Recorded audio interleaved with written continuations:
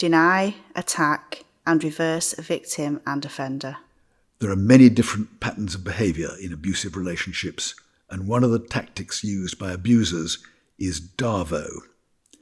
It is vital to understand and be able to recognise the method, whether you're living with or supporting someone suffering from domestic abuse. DARVO is a form of manipulative control that is used to avoid taking responsibility for harmful behaviour towards others. It happens when a perpetrator is confronted by their behaviour, either by the victim or those supporting the victim. These people are masters of manipulation. It's not only their victims they manipulate, but also anyone who tries to question their motives or behaviour, be that family members, authority figures, or other professionals they have contact with. It's now commonly used within the family court system, for example. DARVO, identified by American psychologist Jennifer Freed in 1997, involves a set of specific behaviours. Firstly, the perpetrator vehemently denies that any wrongdoing has occurred, minimising and dismissing. Then they go on the offensive, attacking the victim and anyone seeking to call them to account, often making false accusations. Finally, they reverse the roles, declaring themselves the victim and the actual victim to be the offender, flipping the narrative so that the abused becomes the villain. Coercive and controlling behaviour is a pattern of abuse using fear and intimidation to control victims.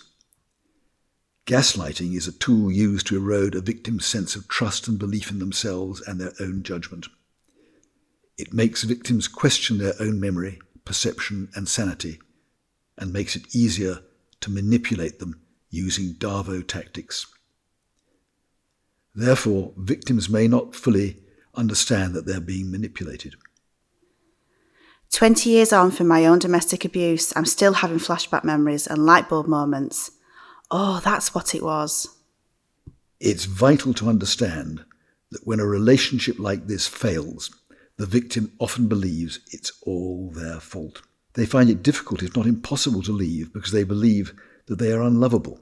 The effects on their well-being and that of any children from the relationship can be devastating and long-lasting. They may suffer trauma-related symptoms, depression, anxiety, and panic attacks. So what can you do if you think you may be a victim of DARVO? Here are some suggestions. Remember that you may not be aware or fully aware of what is going on. Identify those manipulative tactics. Look for denials, deflection, and attempts to trivialize and normalize acts of abuse. Watch for claims of forgetfulness and attacks on your own credibility. Keep records of exactly what was said, dates, times, locations, and keep screenshots and voicemails. You may forget details, and a perpetrator will use this to their advantage. Be able and prepared to review your notes.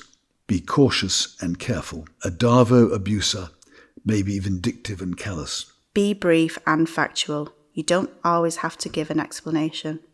If you have to repeat something, then just repeat it. Don't try to reword it. Your abuser is probably looking to accuse you of changing the story, lying, or trying to confuse them. Disengage if you have to. It's not about winning or losing, but about showing that you will not be manipulated in this way. Don't allow them to use you to shift the blame. Your abuser will try to use you to further their narrative and to carry out abuse on their behalf. What can you do if you are living in an abusive home? As well as using the steps I've just spoken about to avoid being manipulated by the perpetrator, you should recognise what the abuser is doing and accept that they will deny it. Don't engage with the attacks. This way you can avoid the role reversal. Don't antagonise the abuser. Stay safe and use all the support you can. There is help available when you are ready to ask for it.